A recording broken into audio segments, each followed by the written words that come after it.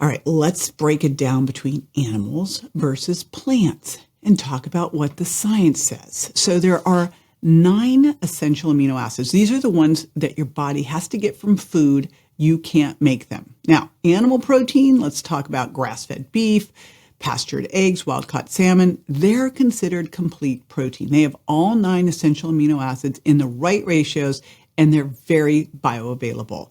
They're easier to digest. They've got a great essential amino acid profile, and especially they're rich in something called leucine, an essential amino acid that's key for muscle protein synthesis. But there is a trade-off. Animal protein often comes with fat, and not all fat is created equal. You are what you ate. So if your animal is eating garbage, toxins, etc., guess what? So did you. This is why I'm a stickler for grass-fed, pasture-raised, and wild-caught sources. This is also going to improve your omega-3 to 6 ratio, which is going to help control inflammation too. All right, now plant proteins, beans, lentils, nuts, seeds, and grains, they're often out of balance. They might be lower in key essential amino acids like lysine or methionine. Plus, they're wrapped in fiber, which is great for your gut, but it can make amino acids harder to access. However, plants bring things that animals don't beyond that fiber. They bring polyphenols and they bring phytonutrients, and they also have some amazing micronutrients. They have like magnesium, potassium, quercetin, EGCG. I could go on and on. So, what's the smart play? Eat them both. Combine plant and animal sources to get a diverse amino acid profile, plus all the fiber. Those beautiful colors that signify different phytonutrients and compounds that protect your mitochondria and your metabolism. Animal protein isn't just about those essential amino acids.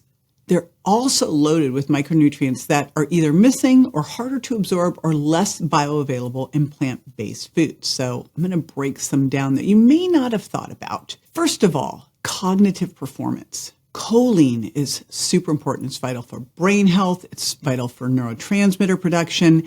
And you know those beautiful bright orange yolks that you get from eggs? Choline. Creatine. You've heard me talk about creatine time and time again. Well, creatine is rich in meat and in fish, and it's so important for that energy in your brain and in your muscles. Vitamin B12, of course, you get that from meat, essential for nerve function and mood. So brain is important. Of course, energy is super duper important as well. And one of the key things here is iron. Now, yes, you'll get some iron from plants, but you get non-heme. It's not as well absorbed. Heme iron. This is the form your body absorbs best. Hint, does even better when you do it with vitamin C rich foods. And that, of course, is found in red meat. Also, carnitine. This is a nutrient that transports fatty acids into mitochondria to be burned for fuel. And carnitine comes from meat, carne, right?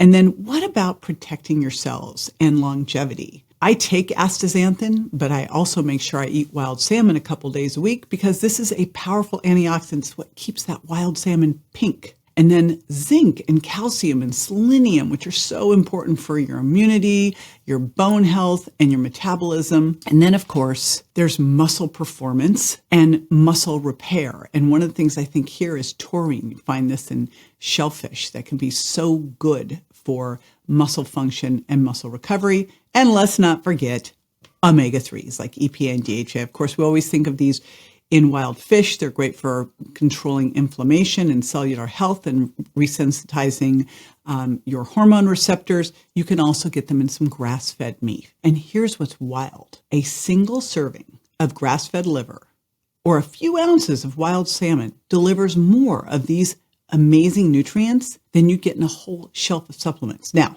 don't get me wrong here. Plants, of course, bring their own treasure trove of polyphenols and antioxidants and fiber to the table. But animal foods bring critical nutrients and forms your body can use immediately without having to convert them or combine them with anything else. So I say that because it is not about picking sides. It's about stacking the advantages.